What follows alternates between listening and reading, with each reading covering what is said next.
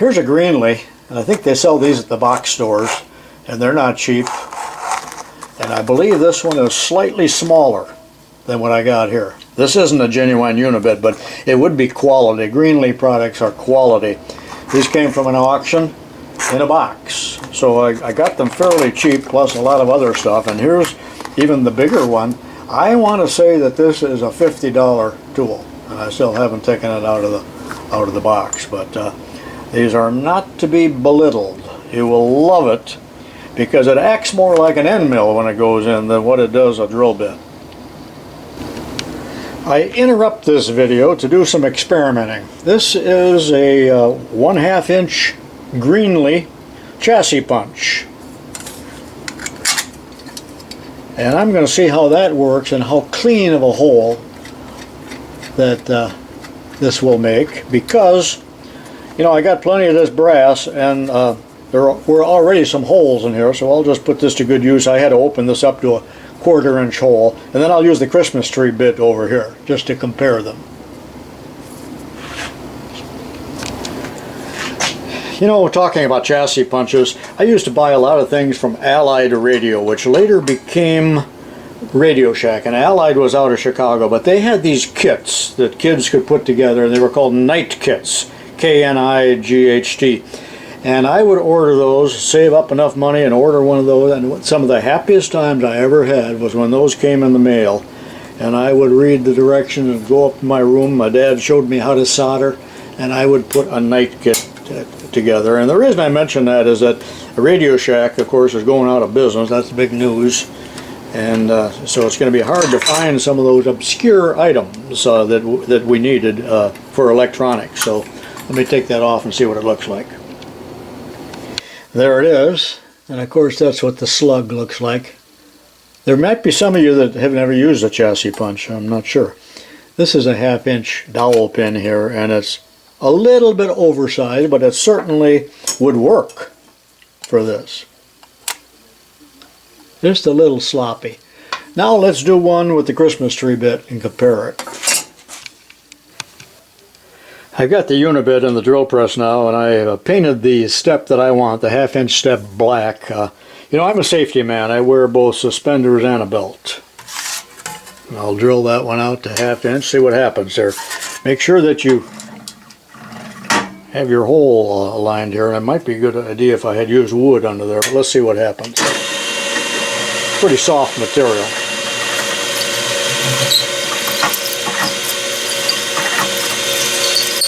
Just go from step to step, and there's the half. And these do not work very well in thicker material. Boy, that puts a horrendous burr on there, but that I can deal with. And that quickly. I have a nice 1/2 inch hole. I think I made up 10 of these originally when I made that little jig. I only got 3 left, but I'll be using one of them. You know, these were made back when I was still in my prime, I believe. So here's the results. This is the one made by the Unibit. This is the chassis. Again, the 1/2 inch. Oh, I did run the 1/2 inch reamer through there just by hand, because it didn't quite fit. And I took that burr off with a file. Got quite a nice fit with the Unibit. So either way is quite successful. And now what I'm going to do is I'm going to use this piece instead of this, and I'll put some bluing on here, both sides, and I got enough to make 2 of them if I need them, but I'll just complete one for now. As I said before, I have the luxury of a pattern to trace. You're going to have to lay this out, so you would start, of course, just with a center hole right here, and swing your circle here, your 1/2 inch, and then the larger diameter here is about 7/8, and that's not too critical. And this is 1/4 inch wide. That isn't showing up very well, but I've got that marked 1/4 inch. And make this extra long, like 1 3/4, and we're going to trim it later on. We don't know where, and we don't know where the exact location of this hole yet. But to trace this, I just used this Delrin 1/2 inch plug to hold it in place and trace it with a scriber. I held this end with a vice grip so it doesn't move on me. And then it's a matter of band sawing or whatever method you want to work this soft brass. It doesn't work very well on the bandsaw. The bandsaw just wants to pull it and have too coarse of a blade, so I'll rough saw it. And this part will be sanded on the little belt sander. You can file it if you want, but it's just a time-consuming piece to make. And then I've had so much trouble sawing this that after, like I say, after I have it rough sawn, I'm going to put it on the milling machine and mill that. That's what I did on this one, so I got it nice and straight. So let's have a look at how I'm going to do that. Alright, that was about 1 minute's worth of sawing, and I like to have a handle, so I didn't remove all this yet. And another problem you're going to have is this brass conducts the heat so quickly that your fingers are burning in a matter of seconds. So I got a little bit of mass here to absorb some of that heat, and I'm just going to take it to the little sander here and round this end to start with.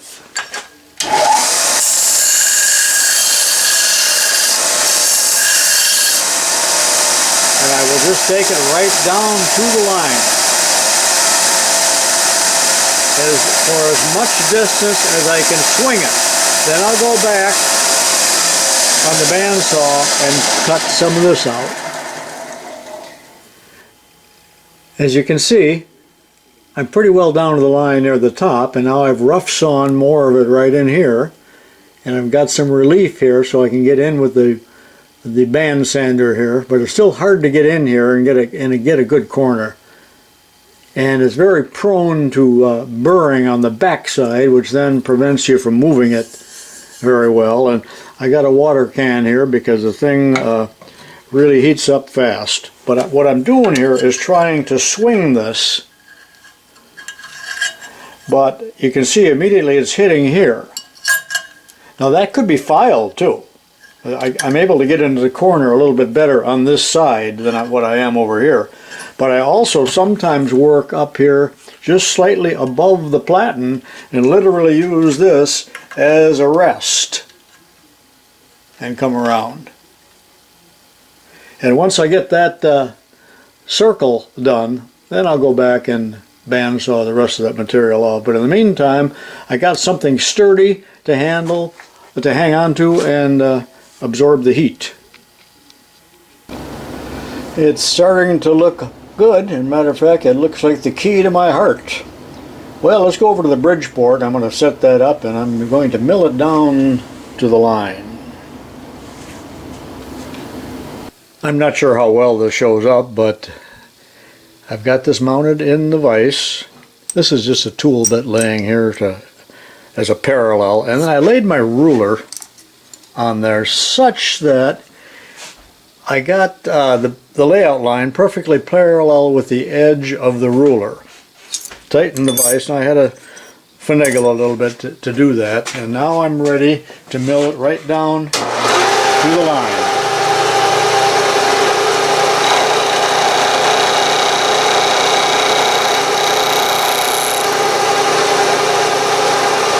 And so on, and I'll make another cut coming back so it lays the burr over on the other side, because right now the burr tends to hide the layout line.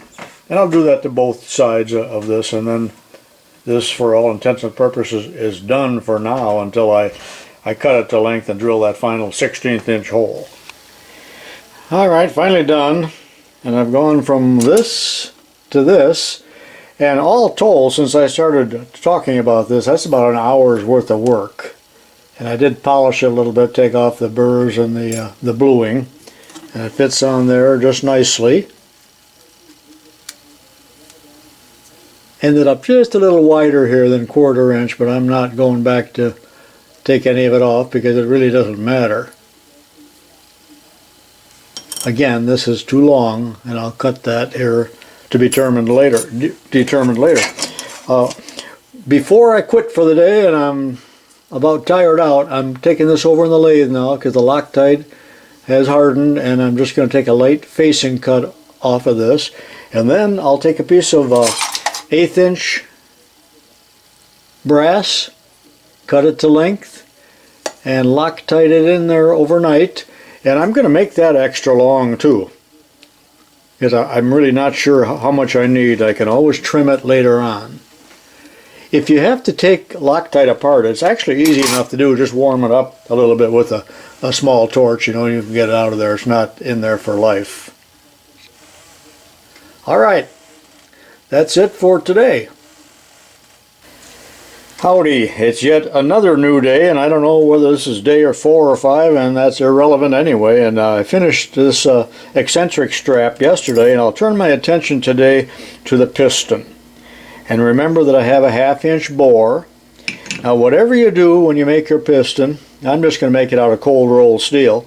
Do not use brass or do not use aluminum. Do not cut off a piece like this, because there's just no way to hang on to it. We got to work from a bar like this. Now I've already faced the end. Again, this is 1/2 inch diameter. I may have to polish it a little bit to get it to fit into the bore. It's just a little bit oversized, not much. This is the one out of the other engines. It's 9/16. Notice there's a slit in there, and then there's a 3/32 hole for the wrist pin, piston pin. We used to call them a wrist pin when I was a kid, or my dad did. I think they call them a piston pin nowadays. So let's talk about how to make that slit. And this slit might be a little bit longer than what we need. And this, that's 3/8. I'll make mine about 5/16. I'm going to use a slitting saw in the milling machine. I do understand that many of you do not have a milling machine, so I'm going to give you some alternate ways of doing it. And you know, we got some young boys now that are making these, and we know they don't have a machine shop. They just got hand tools. So let's take a look at how to do it, first of all, with the bandsaw, if you have a bandsaw. Now I just cut this slot in the bandsaw, but you can do it with a hand hacksaw. And typically it's going to end up just as crooked as a dog's hind leg, but that doesn't even matter so much. But this is, using my steric taper gauge here, is, let's see, about 35 thousandths. Now that's not wide enough. My stock is 45 thousandths. So how can we make that wider? A couple different ways. Number one, put it back in the vise, and I can use, and this is crude as can be, but you can use your Remington tungsten carbide rod saw and just work that away, but that's going to end up being quite a bit wider than what you want. But nevertheless, it probably doesn't matter if it's a little bit extra wide. So that's one way of doing it. Here's another way. I don't know where I got this hacksaw. Well, yeah, I do too. Everything came from an auction. But this blade was in it, because I've never actually seen a blade like this, but it's an extra coarse blade. Almost looks like a meat saw. But when using this, it produces an extra wide kerf. And I've already started that with another hacksaw, or initially I like to start that type of cut with a 3-corner file. But let me saw in this a little ways off camera and then measure it, and I'll show you that this will be extra wide. But I don't know where you'd get a blade like that. Certainly not at the box store. Boy, that blade put a nice wide bodacious kerf, didn't it? Plenty wide, and I'm not very deep with it, but using the gauge here, you can see that I'm at, oh boy, almost 60 thousandths. In other words, almost a 1/16 wide. So that's a good method, but of course you will not have a blade like that. Let's look at one other method. Alright, see anything unusual here? Well, unusual thing is that I've got 2 blades mounted on one frame. Can you see that? Let me separate. There's 2 blades. Now, since the pins are at an angle on both ends, there's a marked tendency for one of the blades to want to pop out of there. So I put tape on there. But this will produce, and this isn't a new method, and TUBALCAIN didn't invent this. Matter of fact, they probably used this at the Battle of Shiloh for repairs on their wagons. And I'll just saw with that, and that's going to give me like a double wide kerf. Now, after you face this, you know, you're going to easily be able to see the center, so you can pretty much get this on center when you're doing this hand work. So let me saw this off camera and then show it to you. I didn't go very deep because I'm huffing and puffing from just going that deep, but that's the double blade method, and that produces a kerf that is about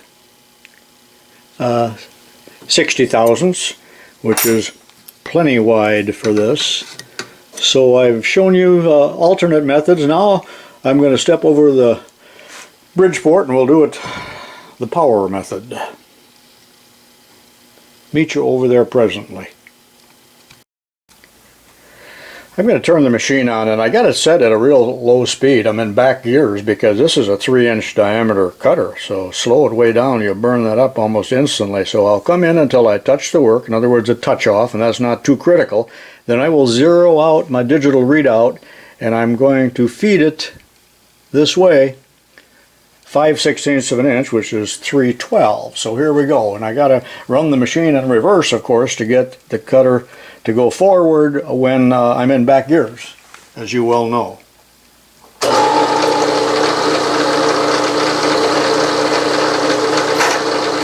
And these cutters never run true. I don't know if it's the arbors or what it is, but I'm touching now, at least at one point, and off camera I am zeroing the digital readout, and I am ready to feed.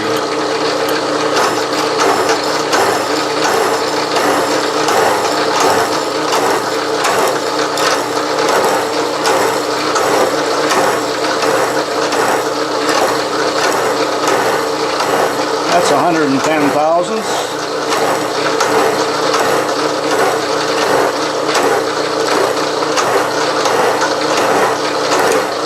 $200.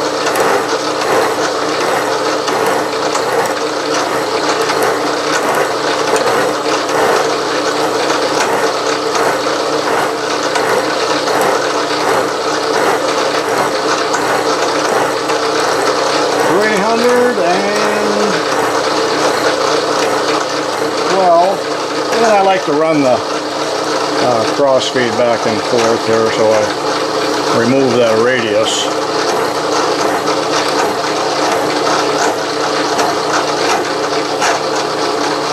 And the slot is done, but whatever you do, do not take this out of the vise yet. We want to drill that hole. It's so cold out, that furnace runs almost constantly. That's what you're hearing in the background.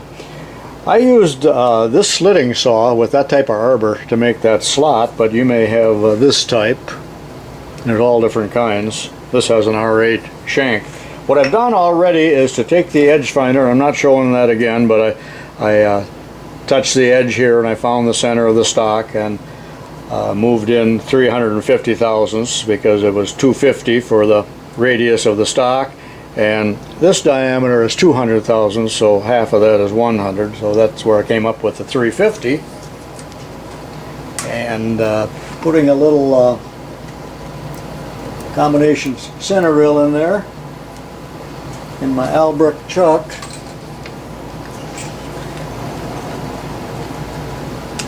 I got a little black mark there, and that's just 1/8 of an inch in. See if it shows up. And I'm going to drill right where that black mark is with the starter drill. Take the bit out and drill it 1/8 of an inch, and that's for that wrist pin.